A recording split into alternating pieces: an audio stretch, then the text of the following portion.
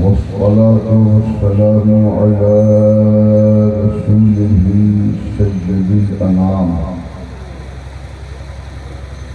وعلى آله وأصحابه وأهل بيته الإعظام أما بعد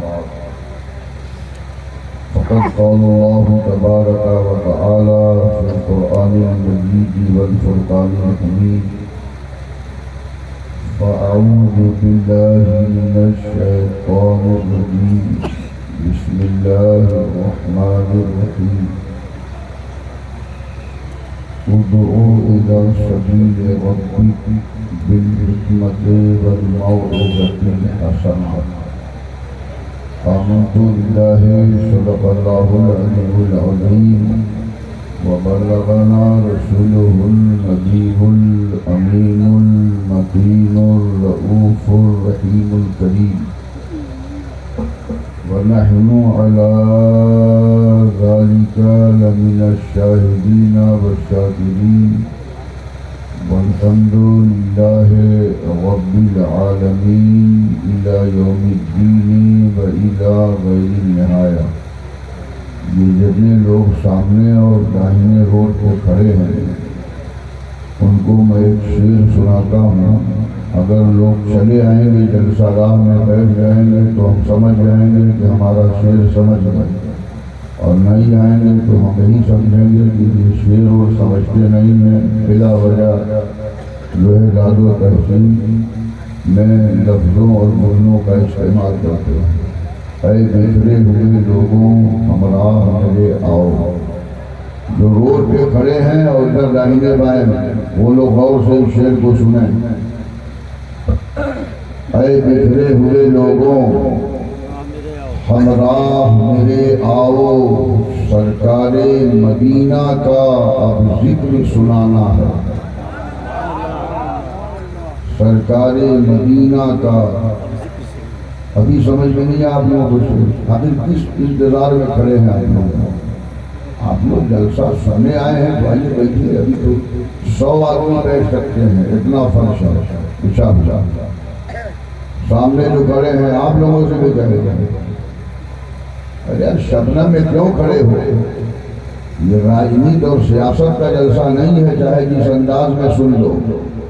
یہ پیغمبر اسلام کا جلسہ ہے. یہاں سننا ہوگا تو ادب احترام کے سانچے میں ڈھل کے بیٹھنا ہوگا. اس انداز سے آپ سنو گے، اسی لیے تو اثر نہیں ہوتا آپ کے دلوں میں. ہر ظلم کے بدلے میں آقا نے دعائیں دی. ہر ظلم کے بدلے میں آقا نے دعائیں دی. کردار نبی کیا ہے دنیا کو بتانا ہے.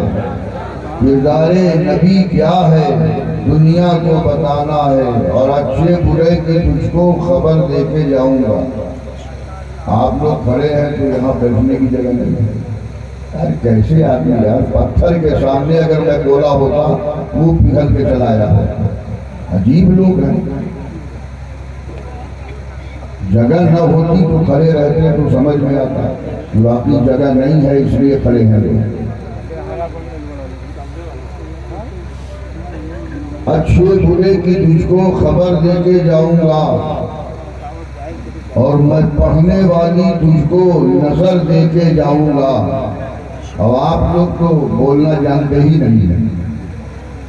حضرت علامہ سلطان رضا صاحب کا اتنا عظیم خطاب، اصلاحی خطاب جس کی آج ضرورت ہے، اتنا عمدہ خطاب آپ نے سنا، لیکن آپ لوگ بولنے کو تیار نہیں تھے. آپ لوگ بولتے کب ہو جب پڑوسی سے جھگڑا ہوتا ہے. آپ کی بولی سننے کو کب ملتی ہے؟ جب کوئی آپ کسی سے اختلاف کرتے ہو تب آپ کی آواز سنائی دیتی ہے. اور بزم رسول میں بیٹھے ہو، گھر میں سبحان اللہ کہنے کی فرصت نہیں، کھیت میں سبحان اللہ پڑھنے کی فرصت نہیں. یہ باعث مبارکباد ہیں، قابل مبارکباد اراکین مدرسہ دارالاشاق کہ تمام لوگ جنہوں نے آج اتنا عظیم الشان دستار بندی کا جلسہ کر کے آپ کو موقع دے دیا کہ آپ آئے ہو. آپ کا آنا بھی ثواب ہے اور اس بزم محبت میں بیٹھ کر کبھی کبھی سبحان اللہ الحمدللہ بھی اپنی زبان ترجمان سے آپ پڑھ دیں گے تو نہ جانے کتنا ثواب آپ کے نام اعمال میں بڑھ جائے گا۔ تو آپ بیٹھے ہو تو کچھ بولو اپنے منہ سے، اچھے برے کی تجھ کو خبر دے کے جاؤں گا، اور میں پڑھنے والی تجھ کو نظر دے کے جاؤں گا، اور احمد رضا کا لوگوں میں ایسا غلام ہوں، احمد رضا کا لوگوں میں ایسا غلام ہوں کہ پتھر کو بولنے کا ہنر دے کے جاؤں گا،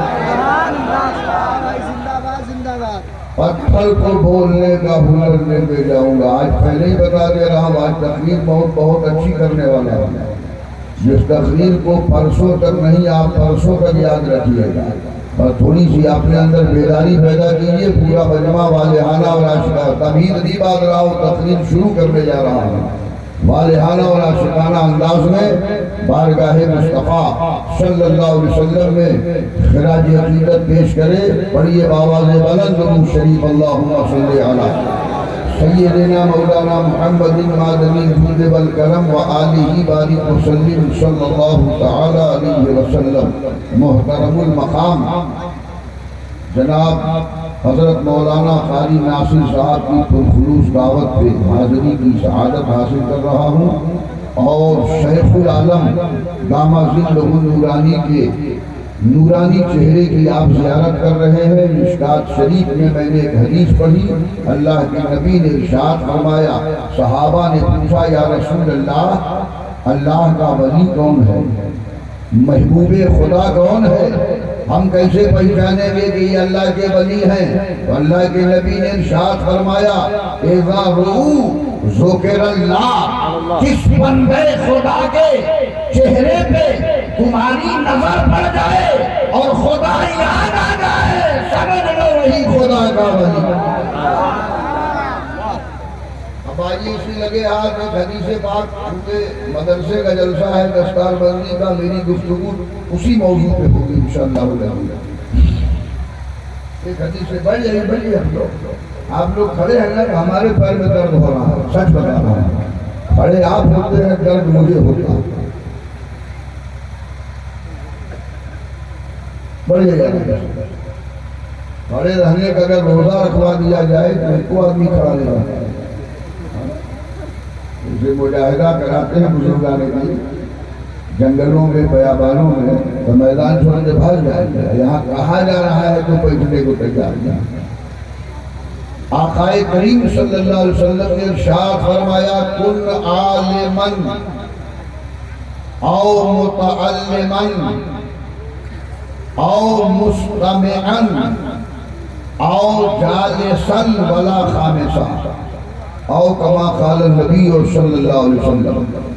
اللہ کے نبی نے ارشاد فرمایا کہ عالم بنو، سرکار کی نگاہ نبوت دیکھ رہی تھی، سب عالم نہیں بن پائے، اسی لیے تو میرے نبی نے فرمایا او متعلمن، اگر عالم نہیں بن سکے تو علم دین حاصل کرنے والے بن جاؤ، یعنی اسٹوڈنٹ بن جاؤ، ودیارتی بن جاؤ، طالب علم بن جاؤ۔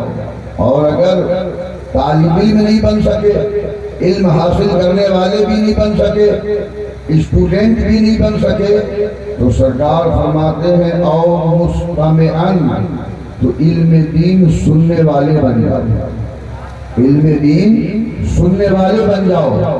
اور یہ بھی نہیں بن سکے تو آقا کا احسان ملاحظہ فرمائیے، میرے آقا فرماتے ہیں او جالسن، اگر تم عالم نہیں بن سکے، متعلم نہیں بن سکے، مستمعن علم دین سننے والے نہیں بن سکے، تو کم سے کم علم دین اہل علم کی صحبت میں بیٹھنے والے بن جاؤ، اہل علم کی صحبت میں بیٹھنے والے بن جاؤ۔ ولا خامسا، اللہ کے نبی فرماتے ہیں پانچواں نہ بننا، بھلائی اسی میں ہے کہ عالم بنو، بھلائی اسی میں ہے کہ متعلم بنو، بھلائی اسی میں ہے علم دین سننے والے بن جاؤ، بھلائی اسی میں ہے، اہل علم کی صحبت میں بیٹھنے والے بن جاؤ۔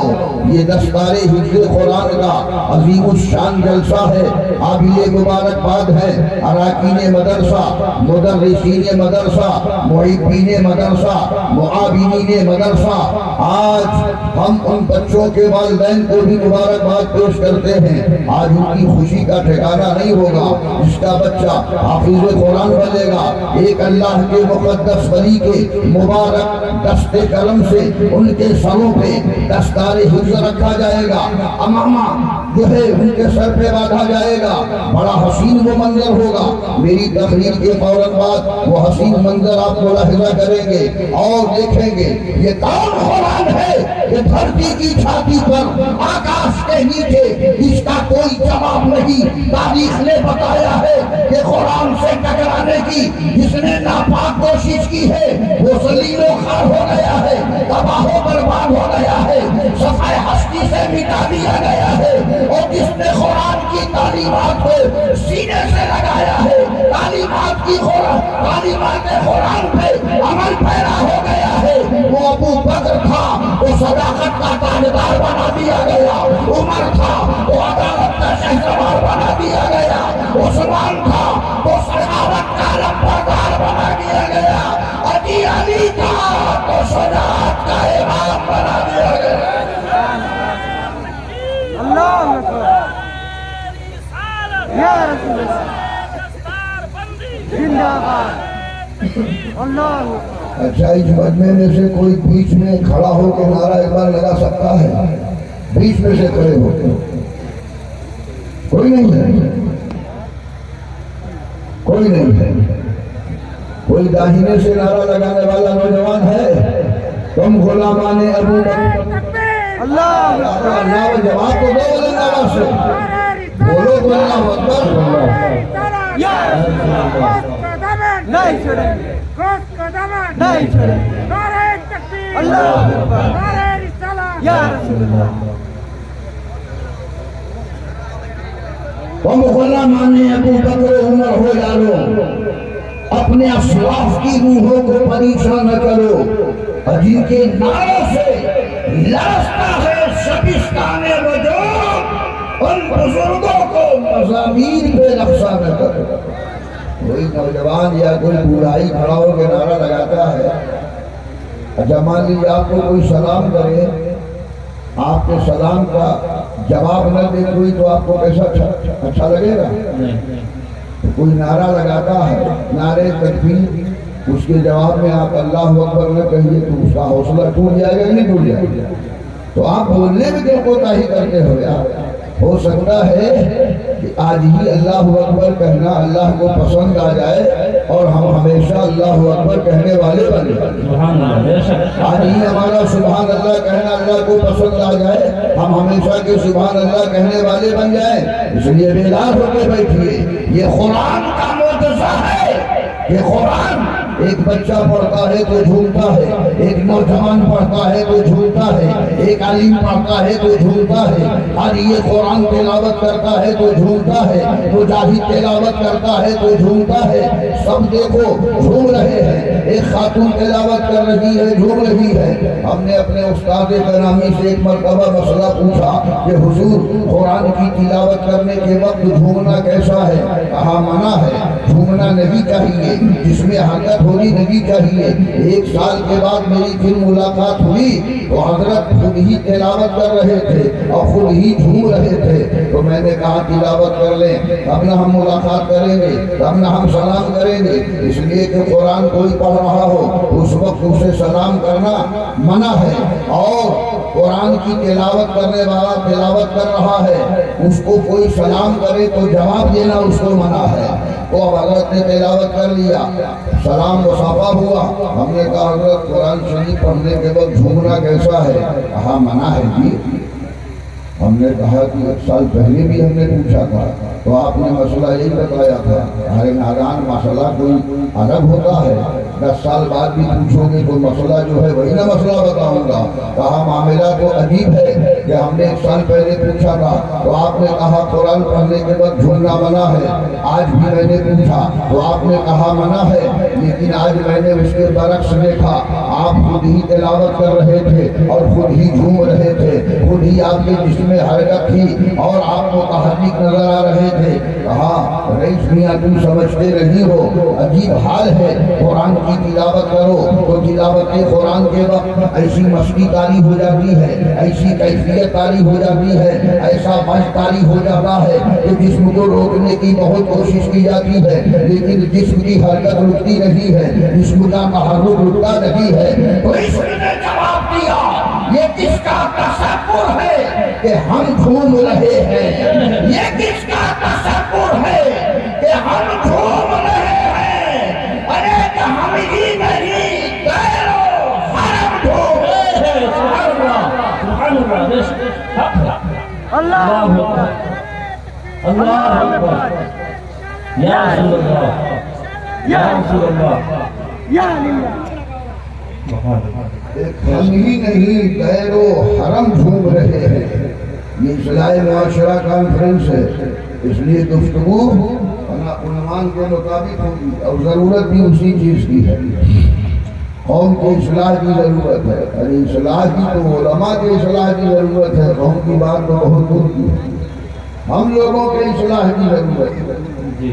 اس لیے کہ رہبر قوم جو آپس میں نہ جھگڑے ہوتے تو قافلہ منزل مقصود کو پہنچا ہوگا، قافلہ منزل مقصود کو پہنچا ہوگا. آج تو عجیب حال ہے.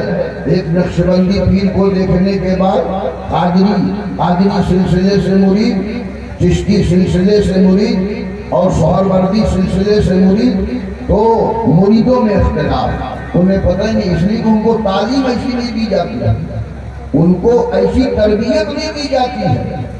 تربیت دی جائے، تعلیم دی جائے اور انہیں ایسے سانچے میں ڈھالا جائے کہ قادری سہروردی نقش بندی ہو چشتی، قادری سہروردی نقش بندی ہو چشتی. ارے سب کا جا کے ملتا ہے سلسلہ مدینے سے، سب کا جا کے ملتا ہے سلسلہ مدینے سے. محترم حضرات، رب قدیر نے ارشاد فرمایا ادعو الی سبیل ربک بالحکمت والموعظۃ الحسنہ. اس آیت کریمہ کا شریف اردو زبان میں، جس زبان کو آپ اچھی طرح سے سمجھتے ہیں، اس زبان میں میں ترجمہ عنوان ٹرانسلیشن کرنے جا رہا ہوں. اللہ نے فرمایا اپنے رب کے راستے کی طرف بلاؤ بالحکمت، حکمت عملی کے ساتھ، حکمت عملی کے ساتھ. حکمت عملی سے مراد یعنی کسی کو دعوت دین دینا ہے. آپ دین کی تبلیغ کرنے کے لیے نکلے، دین کی اشاعت کرنے کے لیے نکلے، دین کی ترویج کرنے کے لیے نکلے، نبی کی سنتوں کو عام کرنے کے لیے نکلے، پیغام مصطفیٰ کا پیغام دینے کے لیے نکلے. تو اب آپ کے لیے ضروری یہ ہے کہ ہم تبلیغ کیسے کریں گے، دین کی دعوت کیسے دیں گے، اس کا پہلے ہم طریقہ معلوم کر لیں، پہلے اس کا سلیقہ معلوم کر لیں. اس لیے کہ وہ کام آدمی بخوبی نہیں کر سکتا جس کام کو اس نے سیکھا نہ ہو، جس کام کے بارے میں اس کی جانکاری نہ ہو. ایسا ہے میرا پروردگار، ایسا پروردگار کہ جو ہمیں دعوت دین دینے کا پیغام بھی دے رہا ہے، تبلیغ کرنے کا پیغام بھی دے رہا ہے اور ہمیں اس کا طریقہ بھی بتا رہا ہے، سلیقہ بھی بتا رہا ہے. ادعو الی سبیل ربک، کہ ہمارے راستے کی دعوت دینا ہے تجھے، ہمارے دین کی تبلیغ کرنا ہے، ہمارا پیغام، ہمارا احکام ہمارے بندوں تک پہنچانا ہے. تو سن میرے بندے، پہلے تبلیغ کا طریقہ سیکھ لے، تبلیغ کا انداز معلوم کر لے، تبلیغ کی تعلیم معلوم کر لے. تو اللہ رب العزت کیسا کریم ہے، اس کا انداز کریمانہ کتنا نرالا ہے. یہ اپنے بندے کو دعوت دین دینے کی دعوت بھی دے رہا ہے اور دعوت کیسے دو گے اس کا طریقہ بھی بتا رہا ہے، انداز بھی بتا رہا ہے، سلیقہ بھی بتا رہا ہے کہ تم دعوت دینا ہے تو حکمت عملی کے ساتھ دعوت دینا، تم اپنی عمر کو دیکھ لینا اور جسے دعوت دینے جا رہے ہو اس کی عمر کو حکمت عملی اسی کو کہتے ہیں۔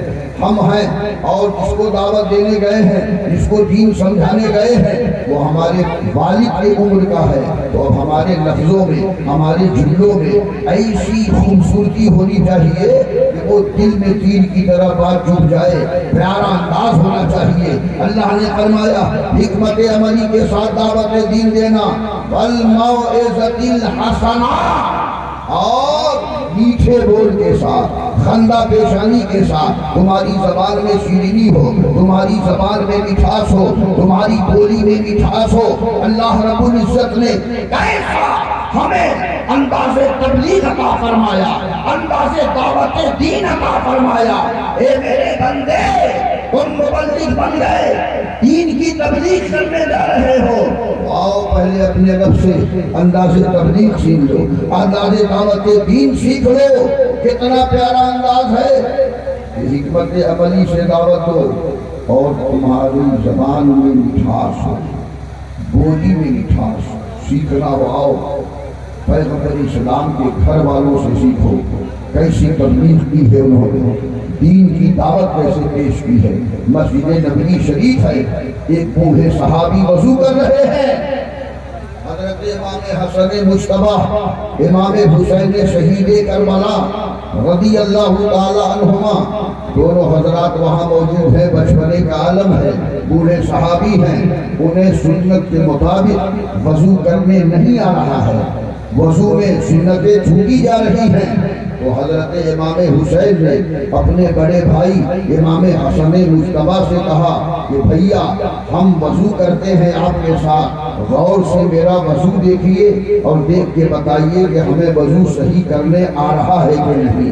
اب حضرت امام حسین وضو کرنے کے لیے بیٹھ گئے، وضو کر رہے ہیں، پورا وضو بنا لیا، پوچھا اپنے بڑے بھائی امام حسن مجتبیٰ سے کیا ہم کو وضو صحیح کرنے آیا، سنتیں کوئی چھوٹی تو نہیں وضو میں؟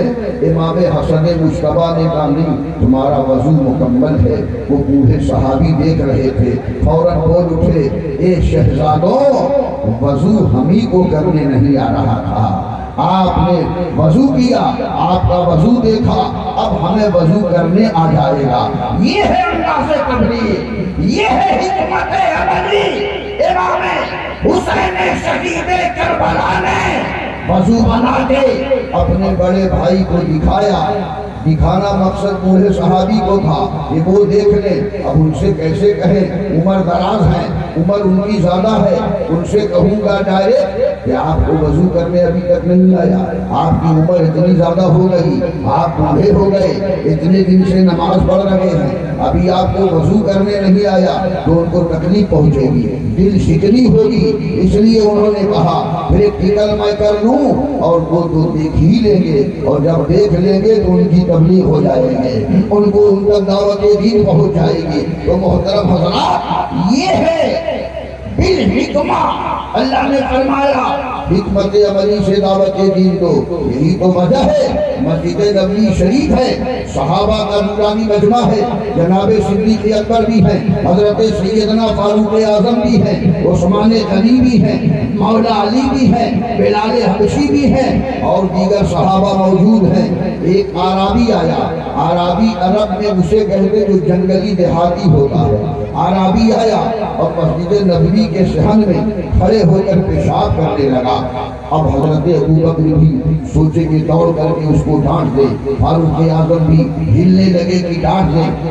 اللہ کے نبی نے سب کو منع کیا، کہا تم لوگ یہیں بیٹھو۔ اللہ کے پیارے حبیب صلی اللہ علیہ وسلم تشریف لے گئے صحن میں، جہاں اس نے پیشاب کیا تھا، ابھی کر ہی رہا تھا پیشاب۔ اللہ کے نبی نے ڈول دیا، رسی لیا، پانی کھینچا اور اپنے نبوت والے ہاتھوں سے دھلنے لگے، فرش کو صاف کرنے لگے۔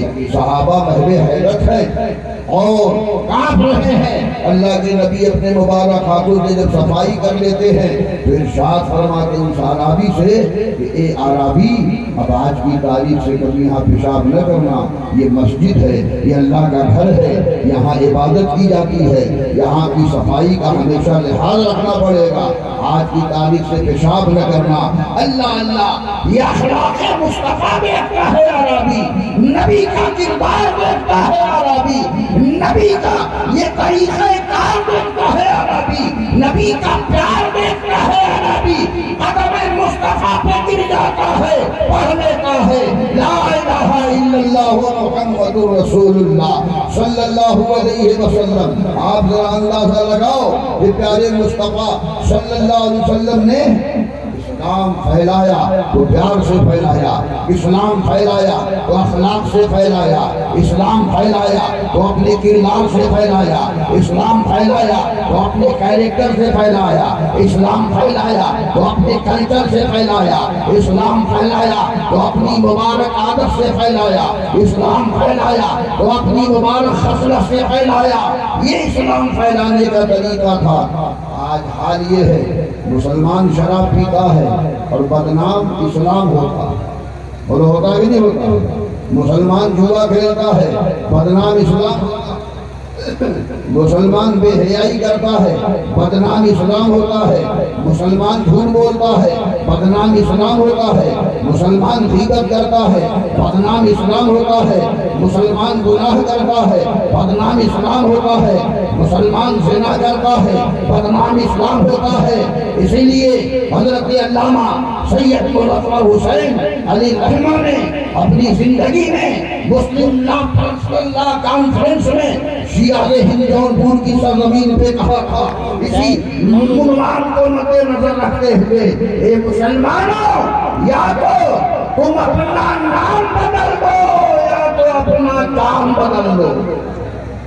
یا تو اپنا نام بدل دو یا تو اپنا کام بدل دو۔ نام ہے عبد الرحمن، شراب پی رہا ہے، نام ہے فضل حق، جوا کھیل رہا ہے، نام ہے محمد خالد، عیاشی کر رہا ہے، نام ہے محمد حامد اور بے حیائی کر رہا ہے، تو دیکھنے والا یہ نہیں کہے گا یہ جوا کھیلنے والا مسلمان ہے، یہ زنا کرنے والا مسلمان ہے، یہ بے حیائی کرنے والا مسلمان ہے، اور یہ جو ہے گناہ کرنے والا مسلمان ہے۔ اس لیے کہ مسلمان کو پوری دنیا جانتی ہے، مسلمان مذہب اسلام کا ماننے والا ہے، مسلمان دین اسلام کا ماننے والا ہے، مسلمان دین مصطفیٰ کا ماننے والا ہے، پوری دنیا جانتی ہے۔ یہی وجہ ہے کہ مسلمان غلط کام کرتا ہے تو بدنام اسلام ہوتا ہے، حکومت چاہے کوئی بھی ہو، سمجھ لو اسلام نہ کل مٹا تھا، نہ اسلام آج مٹا ہے، نہ اسلام صبح قیامت تک مٹ سکتا۔ اب آپ کہو گے کیسے؟ تو اس کی دلیل یوں لے لو، جب دنیا میں کوئی ملک آزاد ہوتا ہے تو اس ملک کے قانون بنتے ہیں، ضابطے بنتے ہیں، آئین بنتے ہیں، اصول بنتے ہیں اور نظام بنتے ہیں، اور جب بنتے ہیں تو لکھنے کی ضرورت بھی پیش آتی ہے۔ مثال کی طور پہ ہمارا ملک ہندوستان آزاد ہوا، آزادی کے بعد ہمارے ملک کے قوانین بنے، ملک کے آئین بنے، ملک کے دستور العمل بنے، ملک کے لا بنے، ملک کا نظام بنا۔ تو بننے کے بعد کیا ہوا؟ کاغذ کے ورق پہ لکھ دیا گیا، روشنائی کے قلم سے تحریر کر دیا گیا، آدھی آئی کاغذ کا ورق بھی اڑ گیا، بارش ہوئی لکھے ہوئے حروف بھی مٹ گئے۔ یہی وجہ ہے صبح کو قانون بنتا ہے، شام کو چینج ہو جاتا ہے، شام کو قانون بنتا ہے، صبح کو تبدیل کر دیا جاتا ہے۔ لیکن اے اسلام، ہم تیری عظمتوں پہ قربان کہ اسلام کا قانون نہ صرف کاغذ کے ورق پہ لکھا گیا، نہ صرف روشنائی کے قلم سے لکھا گیا، اسلام کا قانون لکھا گیا ہے تو حضرت عباس کے کٹے ہوئے بازو کے خون سے لکھا گیا ہے۔ اسلام کا قانون لکھا گیا ہے تو حضرت علی اصغر کے نعرہ تکبیر، نعرہ رسالت، اصلاح معاشرہ کانفرنس مسلک اعلیٰ حضرت نعرے تکبیر نعرے رسالت اسلام کا قانون لکھا گیا ہے تو حضرت علی اصغر کے حلق کے بہتے ہوئے خون کے چھینٹوں سے لکھا گیا ہے اسلام کا قانون لکھا گیا ہے تو حضرت علی اکبر کے خون کے فواروں سے لکھا گیا ہے اسلام کا قانون لکھا گیا ہے تو شہید کربلا امام حسین رضی اللہ تعالیٰ عنہ کی شہادت کے مقدس خون کے چھینٹوں سے لکھا گیا ہے یہی وجہ ہے کہ اسلام نہ کل مٹا تھا نہ آج مٹا ہے نہ صبح قیامت تک مٹ سکتا ہے آج ضرورت اس بات کی ہے کہ ہم مسلمان ہیں تو ایسا کام نہ کریں کہ ہماری وجہ سے اسلام بدنام ہو ہم مسلمان ہیں تو ایسا کام نہ کریں کہ ہماری وجہ سے اسلام پر کوئی انگلی اٹھا سکے میرے بزرگوں میری ملت کے نوجوانوں آج ضرورت اس بات کی ہے کوئی ایسا بھی انسان اس مجمع میں ہے جو یہ نہ چاہتا ہو کہ ہم نمازی نہ بنیں بولے اگر کوئی ایسا آدمی ہو جو کھڑا ہو جائے ہم لوگ زیارت کرتے ہیں اس کی کوئی ایسا آدمی بھی اس مجمع میں ہے جو یہ چاہتا ہو کہ ہم رمضان کے مہینے کا روزہ نہ رکھیں کوئی ایسا بھی آدمی اس مجمع میں ہے جو یہ نہ چاہتا ہو کہ ہم مسجد کے نمازی بن جائیں کوئی ایسا بھی آدمی اس مجمع میں ہے جو یہ نہ چاہتا ہو کہ ہماری پریشانیوں میں سجدوں کی طرف پیدا ہو جائے ہمارے دلوں میں خدا کا خوف پیدا ہو جائے ہم بھی نیکوکار بن جائیں پرہیزگار بن جائیں دیندار بن جائیں رب کے فرما بردار بن جائیں محبوب خدا کے وفادار بن جائیں اور اس وفاداری کے صدقے میں جنت کے حقدار بن جائیں بولو ہر آدمی چاہتا ہے کہ نہیں چاہتا چاہتا ہے نا کہ ہم بھی نمازی بن جائیں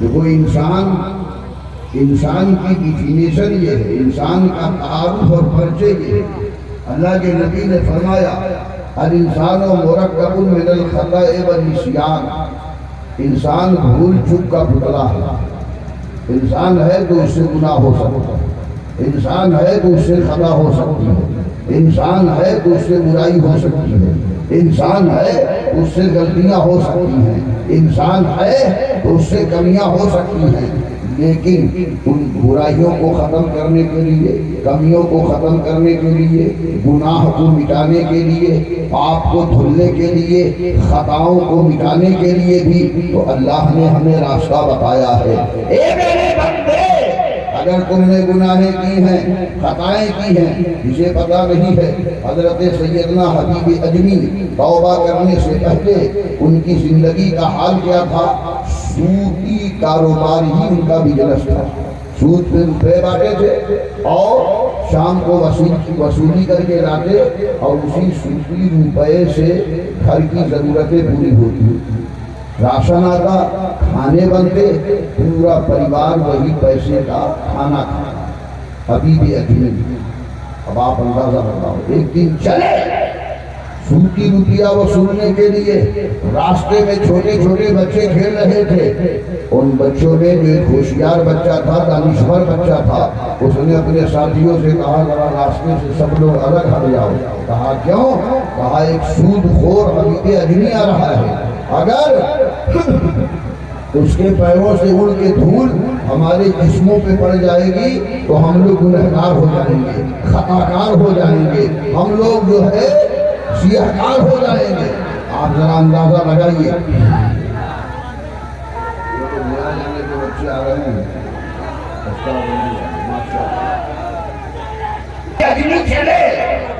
سود کے روپے وصولنے کے لیے راستے میں بچے کھیل رہے تھے ان بچوں میں جو دانشمند بچہ تھا ہوشیار بچہ تھا اس نے اپنے ساتھیوں سے کہا سب لوگ راستہ چھوڑ کے کنارے ہو جاؤ کہا کیوں کہا دیکھو وہ سود خور حبیب اجمی آ رہا ہے اگر اس کے پیروں سے لگ کے دھول ہمارے جسم پہ پڑ جائے گی تو ہم بھی گنہگار ہو جائیں گے سیاہکار ہو جائیں گے تو بچے سب راستے سے ہٹ گئے لیکن یہ بولی یہ آواز یہ جملہ جناب حبیب اجمی سن رہے تھے تیر کی طرح ان کے دل میں یہ بات لگ جاتی ہے اور اب حبیب اجمی سود کے پیسے وصولے نہیں جاتے.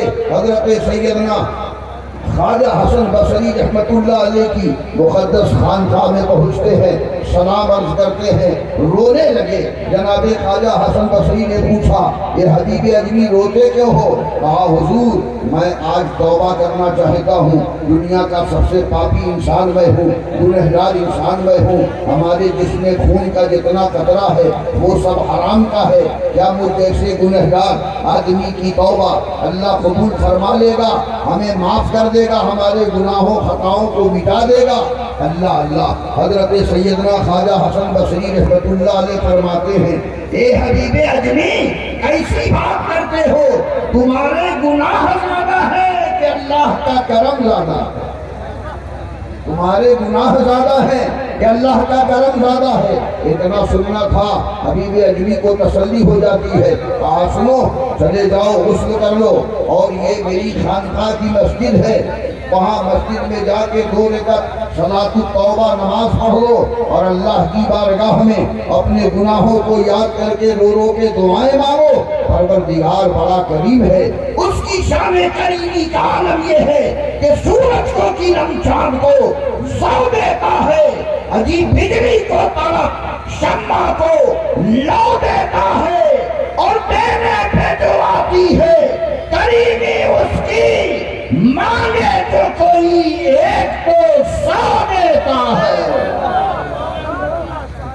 یہ میرے رب کی شان کریمی ہے. حبیب اجمی نے غسل کیا, حضرت خواجہ حسن بصری کی خانقاہ والی مسجد میں 2 رکعت صلاۃ التوبہ نماز پڑھی اور رو کے دعائیں مانگ رہے ہیں. اور ادھر خانقاہ میں مصلی بچھا دیا اللہ کے مقدس ولی. ان ولیوں کی شان ملاحظہ کرو. ادھر حضرت خواجہ حسن بصری نے خانقاہ میں مصلی بچھایا, سر سجدے میں رکھ دیا, کہا پروردگار وہاں تک پہنچا دینا, تیرے بندے حسن بصری کا کام تھا, اب اس کے جھکے ہوئے سر کو قبول کر لاتے تیرا کام ہے. اللہ عاطف غیبی نے صدا دی, اے حسن بصری ہم نے اس کے زندگی بھر کے گناہوں کو بخش دیا, معاف فرما دیا, اور صرف معافی نہیں کیا, میں نے اسے اپنا محبوب بندہ بنا لیا. کچھ دن صحبت میں رہے حضرت حبیب اجمی خواجہ حسن بصری کی صحبت میں. دیکھو مرشد کی صحبت بہت ضروری ہے, ذکر کے لیے, فکر کے لیے, منزلوں کے طے کرنے کے لیے, اسباب کے لیے مرشد کی صحبت بہت ضروری ہے. مقدم ہے, قادری سلسلے میں بھی مقدم ہے صحبت شیخ, اور نقشبندی سلسلے میں بھی مقدم ہے صحبت شیخ. اس لیے کہ جو چیز کتابوں کے پڑھنے سے نہیں ملتی وہ صحبت شیخ سے ملتی. اب آپ کہیے گا مولانا ہو کیسی بات کرتے ہیں, میں کہتا ہوں نظر نہیں ہے آپ کی, اور مرشد کی زندگی دیکھو گے تو آپ کو سنت مصطفیٰ کی تصویر نظر آئے. کھانا کیسے کھانا ہے مرشد کو دیکھو, اور جو مرشد اس طرح کا نہیں ہے جس کے اندر نبی کی سنت نہیں, وہ مرشد کیسا ہے؟ اصل میں مرشد وہی ہے کہ جس کے کردار کو دیکھنے کے بعد, عادت کو دیکھنے کے بعد, خصلت کو دیکھنے کے بعد, عجیب ادا دیکھنے کے بعد, انداز دیکھنے کے بعد دنیا پکار اٹھے. سنت جتنا کتابوں سے پڑھ کر سن کے ہم نے نہیں سیکھا, اس سے کہیں زیادہ سنتیں تو ہم نے اپنے پیر کی صحبت میں رہ کے سیکھ لی. پیر کی صحبت میں رہ کے سیکھ لیا. اسی لیے صحبت ضروری ہے. صحبت میں پریکٹیکل ملے گا نا. آپ صحبت میں رہیے گا تو لطائف پہ ذکر کیسے کرنا ہے پریکٹیکل بتائیں گے. انگلی اٹھا کے خوش ہو گئے, لطائف پہ انگلی رکھ دی, میں نے دیکھا انگلی رکھ دی, قلب پہ رکھنا ہے تو قلب راضی ہو گیا. قلب پہ انگلی رکھ دی, لطائف پہ رکھ دی.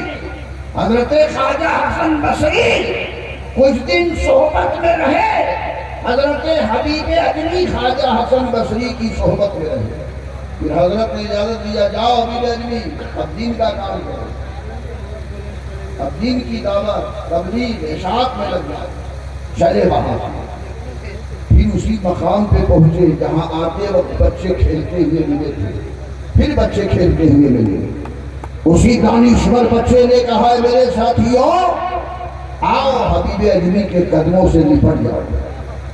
کہا بڑا پاگل لڑکا ہے تو، ابھی کچھ دن پہلے وہی آدمی ادھر سے جا رہا تھا، تم نے کہا راستے سے ہٹ جاؤ، آج وہی آدمی کچھ دنوں کے بعد لوٹ رہا ہے تو کہہ رہے ہو قدموں سے لپٹ جاؤ، بات تمہاری سمجھ میں نہیں آتی۔ اس دانشور بچے نے کہا جب حبیب اجمی جا رہے تھے ادھر سے تو گنہگار جا رہے تھے، اور جب واپس آ رہے ہیں تو نیکوکار بن کے آ رہے ہیں، پرہیزگار بن کے آ رہے ہیں، رب کے فرما بردار بن کے آ رہے ہیں، ارے محبوب خدا کے وفادار بن کے آ رہے ہیں، بلکہ یوں کہہ لو کہ باغ جنت کے حقدار بن کے آ رہے ہیں۔